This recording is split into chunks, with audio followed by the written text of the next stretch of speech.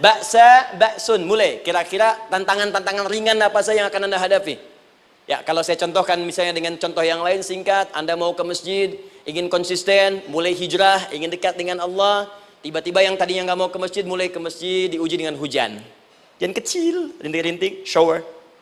Begitu hujan, orang Arab mengatakan kalau hujannya bisa lewat tanpa payung pun, orang Arab mengatakan la ba'sa. La ba'sa ini ringan. Orang kita sambungin, labas. Dari bahasa Arab, lewat.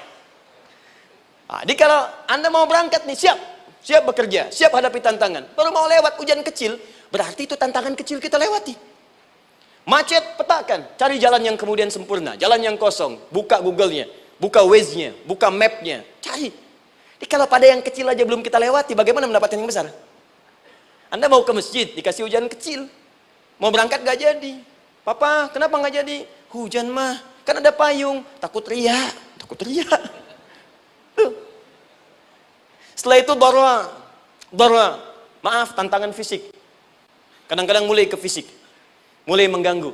Ya, maaf, dirincikan kemudian oleh Al-Quran. Turun Quran surah ke-21. Ayat 87 sampai 88. Kisah Nabi Yunus alaihissalam. Yunus beraktivitas, bekerja. Bukan berarti gak ada tantangan. Kadang-kadang dibawa, kadang-kadang diusir, kadang-kadang Anda dapat misalnya proyek, kadang-kadang sudah mulai, masukkan tender, tiba-tiba gagal, diserobot orang, kadang-kadang orang yang dapat, Anda yang ngajukan, itu biasa. Kata Allah itu biasa, bukan cuma Anda, yang lain pun ada. Bukankah Allah ajarkan kisah Sayyidah Hajar alaihissalam dengan Ismail? Bukankah bolak-balik naik sofa marwah, kadang di atas, kadang di bawah, kadang lihat peluang, sampai marwah ternyata bukan air. Terkadang Anda yang bekerja, tim yang lain yang mendapatkan, karena kerja keras Anda, bisa jadi terjadi. Bukankah yang kerja keras Hajar yang dapat Ismail? Mungkin Anda yang konsep, yang dapat minyaknya orang lain. Mungkin Anda yang kerja, kan yang suksesnya teman Anda, gak ada masalah. Dan itu kemudian akan bermanfaat bagi Anda. Tidak mungkin setiap keringat yang keluar dari diri kita mustahil, kecuali akan melahirkan manfaat yang kembali pada diri kita. Tantangan. Tapi yang paling dahsyat, ini yang gak ditemukan. Di sebagian referensi yang kita baca. Ketika Allah menjelaskan semua tahapan-tahapan tantangan ini, sampai ke puncaknya zilzal. Zilzal itu kalau bahasa sekarang gempa. Ada ujian yang menggoncang hati kita. Ketika Anda kerjakan, ya Allah, tantangannya dahsyat. Kenapa mesti saya, ya Allah? Kau nggak selesai-selesai, ya Allah. Itu wajar, teman-teman. Itu biasa. Kata Allah, orang dulu saja mengatakan, mata nasrullah, kapan ini selesai? Berbahagialah kalau teman-teman sudah mendapatkan tantangan puncak yang paling tinggi ini. Ini artinya Allah sedang mempersiapkan Anda menjadi orang besar di kemudian hari.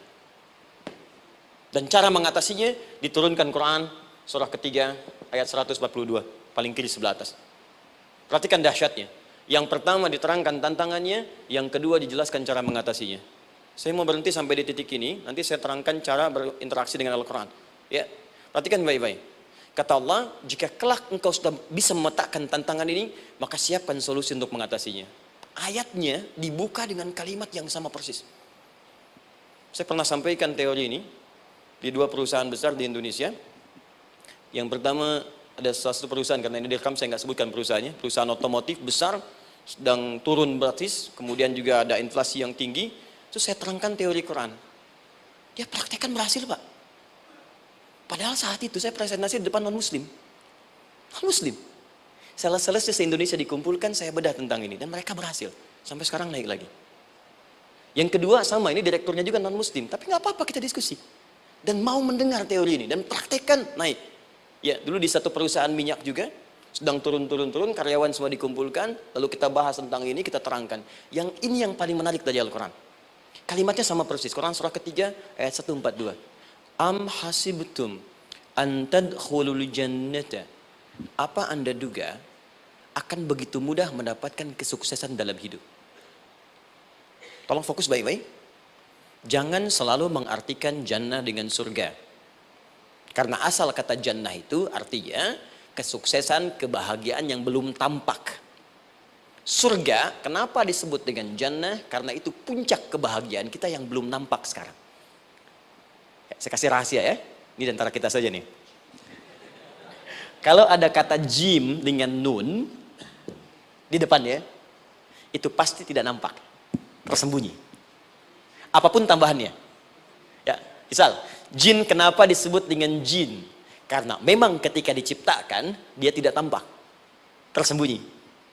Lawannya ins. Karena itu kita disebut ins. Karena saat lahir kita tampak. 18 kali disebutkan dalam Al-Quran. Ya ma'syaral jinni wal ins. Wa ma khalaqtul jinna wal ins. Jadi jin disebut jin karena memang fitrahnya tersembunyi. Nggak nampak. Jadi kalau ada jin melakukan penampakan, itu jin sedang kena masalah. Sedang keluar dari fitrah. Sama dengan manusia, harusnya tampak. Jadi kalau ada manusia yang senang sembunyi-sembunyi, dia sama dengan, bukan saya yang bilang, sedang punya masalah. Ke kantor, sembunyi-sembunyi, hati-hati Pak Alfian tuh. Biasa ada pintu depan, masuk pintu belakang. Suami di rumah, buka WA, sembunyi-sembunyi, Bu hati-hati tuh. Pulang lewat pintu belakang, berarti sedang punya persoalan dalam hidup. Setiap ada jim dengan nun, pasti tersembunyi. Ibu punya janin, rahim, dalam rahim ada janin. Kenapa disebut dengan janin? Jim, nun, ya, nun. Karena sosok itu belum nampak dalam pandangan kita. Nanti kalau sudah lahir, baru tampak. Jannah, kenapa disebut jannah? Karena belum tampak dalam pandangan kita. Nanti kelihatan. Karena itu dalam Al-Quran, kata jannah itu tidak dikhususkan dengan surga. Tidak dikhususkan dengan surga. Kadang-kadang menunjuk aspek kesuksesan yang belum tampak. Anda mau ngebor minyak, minyaknya belum tampak. Belum kelihatan. Anda mau kerja, ya hasilnya kan belum tampak, baru ikhtiar sekarang. Karena itu orang Arab disebut kaya kalau mereka mendapatkan kebun yang tak tampak sebelumnya. Kebun anggur, bukan kurma, kalau kurma banyak. Kebun anggur, ada apel, ada jeruk, sampingnya ada sungai-sungai, disebut dengan jannah. Ya, kalau punya unta, nggak kaya di Arab, biasa. Karena yang kelihatan padang pasir, unta, hitam, merah, biasa. Tapi kalau sudah punya kebun anggur, yang sulit di padang pasir ada kebun, itu baru disebut kaya. Karena itu orang Arab kadang mengartikan jannah dengan aspek kesuksesan yang belum tampak. Diartikan dengan kebun anggur, kebun apel, dan macam-macamnya. Perhatikan. Am hasibtum an tadkhulul jannah. Apa Anda duga ingin sukses itu begitu mudah? Sukses jadi tidak. Walamma ya'lamillahu alladhina jahadu minkum wa ya'lamas sabirin. Perhatikan baik-baik. Sebelum Allah memastikan pada diri Anda terdapat dua hal yang paling utama untuk mengatasi tantangan tadi. Satu, jahadu. Kesungguhan. Serius. Jadi kalau mau sukses, mesti serius. Kerja serius. Cintai pekerjaan Anda. Ya, belajar anak-anak serius. Pastikan belajar dengan serius. Jangan cuma anak-anak duduk paling belakang, nggak pernah nanya, kadang ngantuk, pulang. Ujian, besoknya mau ujian, baru belajar. Ya, sistem SKS, sistem kebut. Ya, kadang-kadang sejam, Bu, Pak. Saya pernah ada orang di luar ngadu waktu di Libya, Ustadz, gimana ini orang Indonesia? Kenapa? Saya belajar 3 bulan. Besok mau ujian. Teman antum orang Indonesia pinjam catatan saya baru semalam. Dia dapat 8, saya 7,5. Saya bilang, Anda belum tahu sistem SKS tuh. Baik, ya. Tapi itu bukan solusi. Begitu ujian selesai, ilmu lupa. Itu poinnya. Jadi kalau hanya sekedar ilmu dipakai untuk ujian, pada prakteknya nggak akan terpakai. Ini banyak anak sekolah sekarang hanya belajar untuk ujian saja. Padahal kalau dipraktekkan, kadang kaitan dengan agama tinggi, Bu, Pak. Fisika itu dengan agama itu tinggi. Gaya F1 sama dengan F2, gaya gerak sama dengan gaya dorong. Gaya sedikit, maka keluarnya sedikit. Pukul kencang, bunyinya kencang. Imannya kalau kuat, amalan jadi banyak. Iman sedikit, amal pun sedikit. F berbanding lurus dengan P, hukum Pascal. Gaya berbanding lurus dengan tekanan. Masuk bab akhlak. Makin banyak gaya, makin banyak tertekan. Nah itulah. Gaji 5 juta, gaya 10 juta, kan? Ini serius. Serius. Di divisi apapun Anda, saya 3 sepekan lalu lah takziah ke tempatnya yang Habibie, terus diminta tausiah di sana. Dan saya perhatikan beliau termasuk yang paling serius ketika diberikan tugas apapun. Gak pernah diberikan amanah kecuali mencintai pekerjaan itu. Yang Habibie demikian. Ciri orang sukses itu serius. Tapi keseriusan itu, kata Allah petakan jadi 3 bagian lagi. Karena jahadu itu punya 3 turunan kata. Satu, keseriusan merencanakan, disebut ijtihad namanya. Punya rencana. Mappingnya apa? Stepnya apa? Oke, Anda ingin kerjakan sebuah proyek, baik, proyeknya berlangsung berapa lama? Target kita apa? Jangka panjangnya, menengahnya, jangka pendeknya. Kemudian apa tantangan yang akan dihadapi di setiap tahapan-tahapannya? Selesaikan. Bahkan saking pentingnya tahap perencanaan ini, ditunjukkan oleh Allah langsung lewat sholat. Teman-teman masih ingat sholat pertama yang kita kerjakan? Setiap hari sholat apa namanya? Subuh. Apa artinya subuh? Tuh, ini masalahnya. Ini kata Al-Quran sendiri ya, kata Al-Quran sendiri. Nanti akan ditemukan orang yang ibadah tidak paham apa yang dikerjakan dan dilakukan dalam ibadahnya. Contoh sholat. Kata Allah akan ada orang sholat yang saat sholat tidak mengerti apa yang ia baca dan dia lakukan dalam sholatnya. Jujur tanyakan pada diri kita. Sampai detik ini, dari sekian ribuan kali ruku dan sujud, berapa persen bacaan sholat yang kita pahami? Jangan-jangan kita ruku tapi nggak ngerti yang dibaca. Sujud tak paham yang diungkapkan. Bagaimana bisa khusyuk?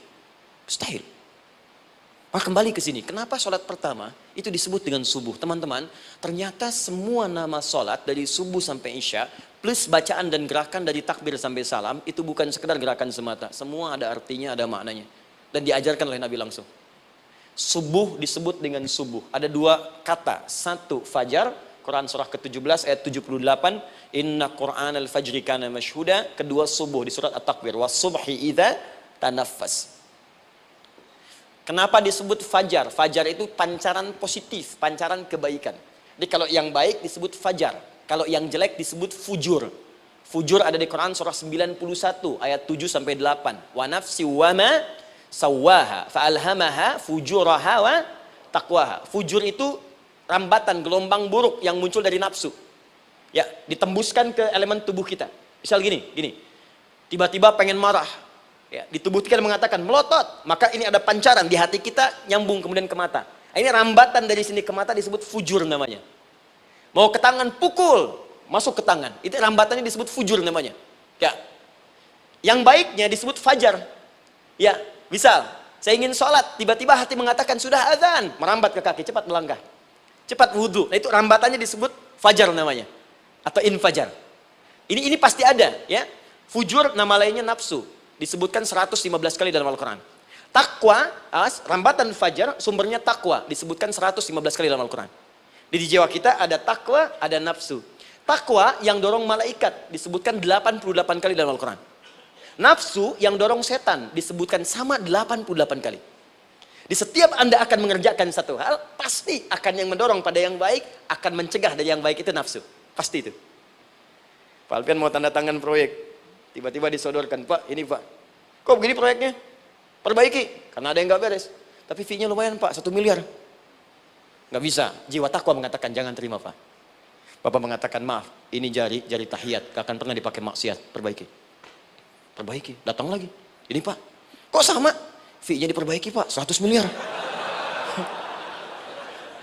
Nafsunya mulai berkata, terima. Takwanya bilang, jangan. Akhirnya beliau katakan, tangan tahiyat gak akan pernah dipakai maksiat. Tapi tunggu, saya istiqoroh dulu.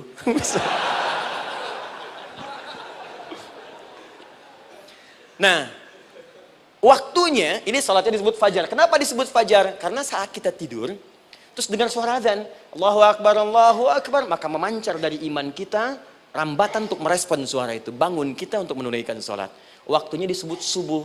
Kenapa disebut subuh? Dari kata asbah. Asbah itu artinya yang siap dengan rencana. Ya, orang Islam tuh nggak ada yang bangun dari tidurnya kecuali punya rencana jelas yang akan dieksekusi dari itu. Makanya sebelum kita bekerja mengeksekusi itu, kita datang menghadap Allah supaya Allah berikan kemudahan di setiap aktivitas kita.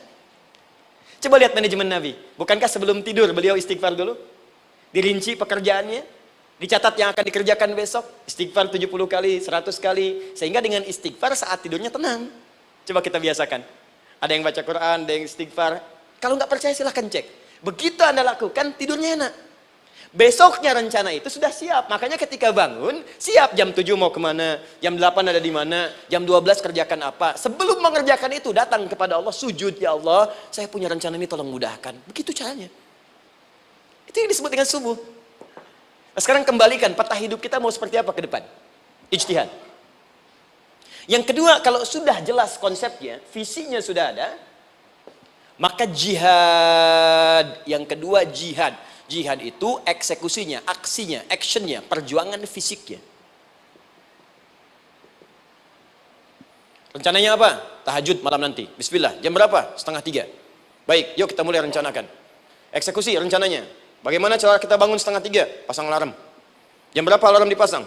3 kali. Pertama 1:30, kedua 2 kurang 1/4, ketiga jam 2 lewat 1/4. Baik.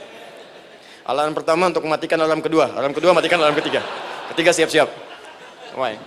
Siap, bangun. Jihad. Awas, ini penting ya. Jihad itu jangan dipersempit maknanya kepada situasi peperangan saja, tidak. Banyak jihad itu luas sekali medannya. Karena jihad itu perjuangan fisik. Dan maaf sekali, dalam konteks perang pun bukan menyerang orang. Tapi membela diri saat diserang. Di Islam itu bukan agama ekspansi. Cek di sejarah, nggak ada Islam menyerang. Yang ada itu membela diri saat diserang. Atau saat orang lain dizalimi dan kita diminta untuk terlibat, kita membantu. Ini bukan dalam konteks sekarang yang banyak dibincangkan. Tembak orang, bom orang, nyerang orang. Bukan. Itu waktu kejadian bom Tamrin itu pertama, saya di Lampung posisinya. Itu begitu meledak, tuar. Pertanyaan pertama Pak di Balistani, Ustadz, apakah bom di Jalan Tamrin termasuk jihad fisabilillah? Saya bilang, Pak, sependek pengetahuan saya, jihad fisabilillah itu jihad di jalan Allah, bukan di Jalan Tamrin. Kaidahnya beda. Nah, misal mencari nafkah itu jihad. Cari nafkah jihad. Quran surah keempat ayat 34, paling kiri sebelah atas. Tugas pertama ketika menikah, kata Allah, ar-rijalu qawwamuna 'alan nisa. Setiap lelaki itu diminta oleh Allah untuk mengatur bagian rumah tangganya. Jadi pemimpin di rumah tangganya. Ya bima faddalallahu ba'dahum 'ala ba'din, karena diberikan kemampuan untuk memimpin. Di pemimpin itu ada di suami. Dan ciri khas pemimpin, Bu, biasanya ciri khas pemimpin apa, Bu? Bukan tegas, bukan. Ciri khas pemimpin itu tidak mau dipimpin. Makanya kalau ada sesuatu, masukkan lewat usulan, jangan beri saran. Kalau saran susah, itu pemimpin. Baik, tapi yang paling luar biasa kata Allah, perhatikan kalimatnya indah sekali. Wa bima anfaqu min amwalihim. Saya berikan tugas untuk mencari nafkah. Ketika seorang lelaki bertugas mencari nafkah, ingat ya, konteks apapun, kalau perempuan nanti bekerja bukan nafkah poinnya. Bisa hobi, ya, bisa aktivitas, tapi nafkah kalau sudah menikah itu ada pada suami. Perempuan tidak. Kalaupun tidak dilarang perempuan bekerja, tidak. Sayyidah Aisyah mengajar, ada yang para sahabiah jadi perawat, ya, ada yang pengajar. Banyak dulu sahabat Nabi yang perempuan mengajar. Ya, kan ada pelajaran-pelajaran khusus perempuan. Ya, ada bagian perawat, ada dokter. Ini kan yang ngandung perempuan, masa yang periksa laki-laki? Ya, ada bagian perempuan tertentu. Itu silahkan bekerja, boleh. Tapi nafkah laki-laki. Begitu lelaki meniatkan pekerjaannya karena Allah untuk mencari nafkah, itu setiap langkahnya jihad fisabilillah. Wafat, syahid. Maaf ya, apakah selama Anda bekerja sudah diniatkan ibadah? Jangan-jangan cuma kerja aja. Kalau cuma kerja, apa bedanya Anda dengan yang belum beriman? Anda wafat juga. Kerja di gedung yang sama. Berangkat menemukan kemacetan yang sama. Apa bedanya iman kita dengan yang lain? Satu. Kita pasti wafat. Pasti pulang. Dan kita nggak bisa pilih. Ya, nggak bisa pilih. Antum bisa duluan, saya belakangan mungkin. Atau ditukar, saya belakangan, Anda duluan mungkin. Atau memang saya bisa duluan. Ya, duluan menyolati Anda. Oke, paham ya? Jadi ibu di rumah jihad, Bu, pada anak, perawat, mengandung itu sudah jihad. Jadi kalau wafat dalam proses saya melahirkan atau sedang mengandung itu syahid. Itu jelas nggak ada perbedaan pendapat. Anak-anak yang sekolah niatkan ibadah, Bu, Pak. Mohon maaf ya, mesti ada bedanya. Iman kita di rumah mesti itu terpancar kepada anak-anak. Ajarkan mereka sekolah yang baik. Pilih sekolah yang mengajarkan sholat, mengajarkan baca Quran. Sekarang banyak kok. Fisikanya bagus, Qurannya bagus. Kimianya bagus, sholatnya juga bagus. Cari, kalau bisa dunianya bagus, akhirat bagus, kenapa hanya pilih dunia saja? Siapkan, itu jihad. Terakhir, tidak mudah mengeksekusi ini, pasti ada tantangan yang ketiga, namanya mujahadah. Mujahadah. Tantangan mengatasi gejolak jiwa. Kadang-kadang malas, capek, ya, belum eksekusi dilakukan, sudah berdebat pada yang tidak penting, sehingga tidak menghasilkan kesimpulan, ragu-ragu, khawatir, maka atasi semua itu. Turun Quran surah kedua ayat 216. Kutiba alaikumul qitalu wa huwa kurhul lakum. Kalau engkau sedang tidak nyaman, maka perangi ketidaknyamanan itu jika engkau ingin mendapatkan kesuksesan yang telah engkau cita-citakan.